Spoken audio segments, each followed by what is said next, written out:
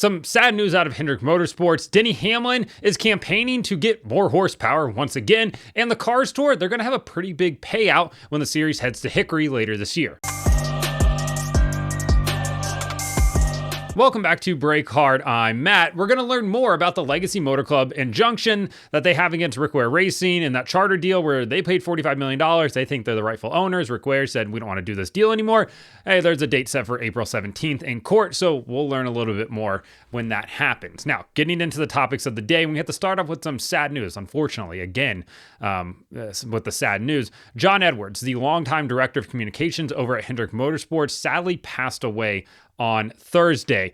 And when I say it was a shock to literally everybody, it was shocking. Every single person in the industry was just absolutely taken aback by this news on Thursday. And it's incredibly sad because it just really shows you mortality and how fragile life can be at times. John was with Hendrick Motorsports for 30 plus years. At this point, Jeff Gordon, he was alongside Jeff Gordon for nearly 3 decades, as Gordon said in his statement, which I'll get to in a second. Here, he was Jeff Gordon's longtime PR guy, and then came back onto the road in 2021 with Kyle Larson when Hendrick obviously hired him following his issue that he had in 2020. And John did an absolutely phenomenal job of helping to rebuild Kyle Larson over the last few years as well. He was one of the nicest guys in the garage area, and my interactions with him only ever included just saying hello on pit road. I never had to go to him for anything like that. But when you see the number of different reporters, different people in the industry, different drivers, all, with their outpouring of, emotion and support yesterday on Thursday, you just knew how much this guy meant to the garage area. And it's super unfortunate that he's gone, in all honesty.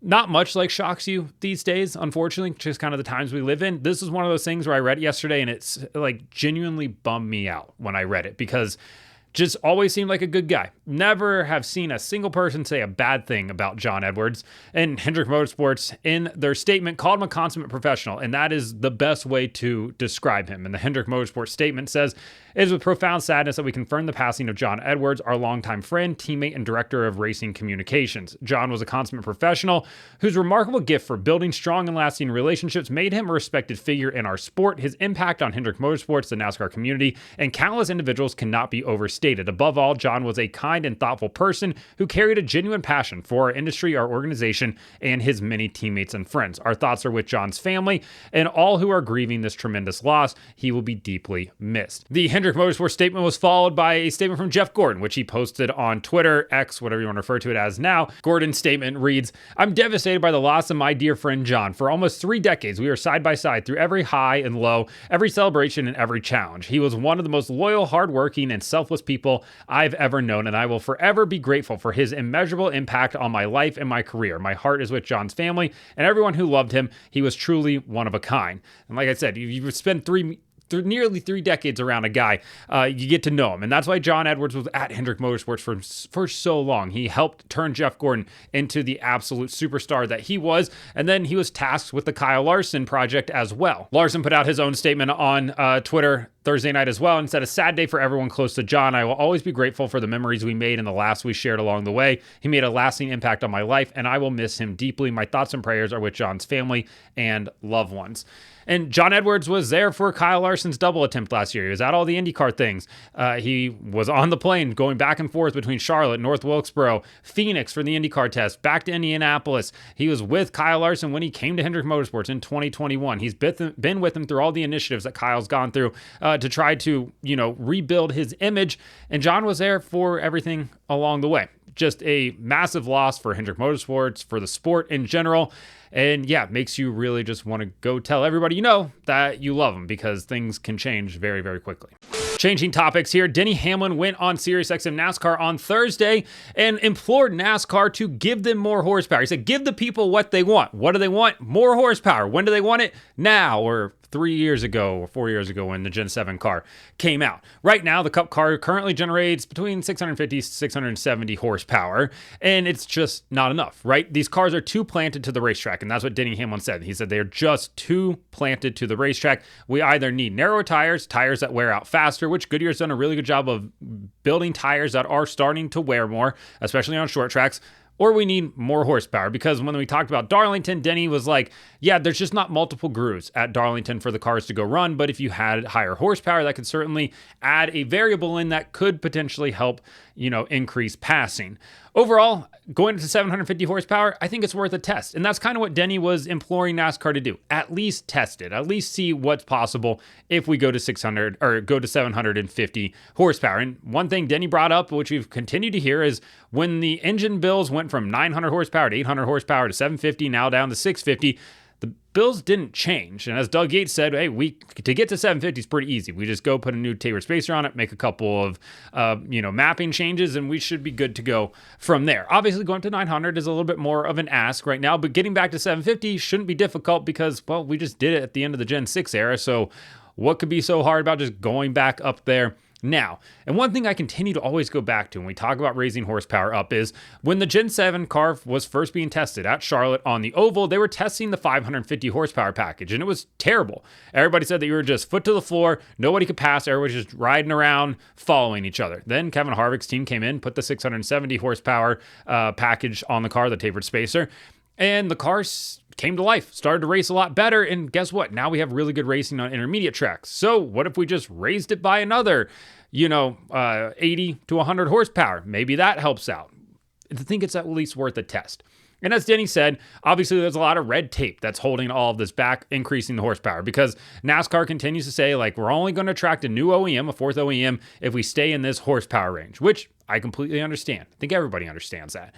But at the same time, like Denny said, why sacrifice your product now for somebody that isn't currently in the sport and doesn't have a decision in the rules? So why not just go up to 750? And then if you bring in a new manufacturer, well, then that conversation can happen about, potentially, reducing horsepower down to something that they're more comfortable with. I think that's worth a try, at least for now, because Honda's not coming in, at least until probably 2027, if they're going to, at the earliest. So that gives you all of 2026 to at least try this out and see what it is. The problem is, if it does make it a lot better, then nobody's going to want to reduce back to 650 horsepower, and maybe that just opens up Pandora's box, and Steve Phelps, Steve O'Donnell, and others over at NASCAR just don't want to deal with the headache, which, hey, I get it, right? But if there's a potential to have a better product, I think it's at least worth the test.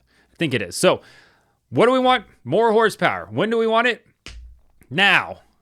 Suits hate horsepower. Everybody knows that. I'm not saying the suits at NASCAR hate horsepower. I'm just saying some suits and certain manufacturers that probably aren't even part of NASCAR right now hate horsepower. Last topic of the day, the Cars Tour Throwback Weekend at Hickory just got a lot more important because it now has a $200,000 purse behind it, thanks to Flow Racing. Flow continues to do so much for grassroots racing, whether it be dirt racing, the $1 Million Sprint Car Challenge, and all the other things they're doing with High Limit and some of the other big money races that they're doing, or if it's with the Cars Tour, not only helping build the Cars Tour up into what it is now, but also now with this. The late model stock race at Hickory for Throwback Weekend will have a $50,000 to win purse, which is phenomenal. The pro late model race will have a $30,000 to win purse. Phenomenal. That's better than what the ARCA series is getting right now. And $50,000 might be a little bit better than some of these truck races at times as well. It's at least flirting with it. So overall, I'm super happy with this. It pays $2,500 to start the late model stock race, $1,500 to start the pro late model race. And at the end of the day, more money coming into grassroots asphalt racing is never a bad thing. Somebody complained on the internet when I was like, this is a really good thing that Flow Racing is helping to do here. And they're like, well, they've done nothing for anybody in the Midwest. All right, dude, that's because the tracks and the tours that run through the Midwest aren't on Flow. So what do you want them to do? Just hand out money to a promotion that's not theirs? We got to use our brains a little bit better on the internet. But overall, I think this is really fun. Throwback Weekend, the Throwback Classic for the Cars Tour always brings out just absolute bangers of paint schemes. I know people are going to be like, oh, we've already seen a Melio paint scheme, Matt. We've already seen a Skull Bandit throwback paint scheme, Matt. Why do we want to tune in to watch this? Because throwbacks are cool. It doesn't matter if you've already seen it so many times.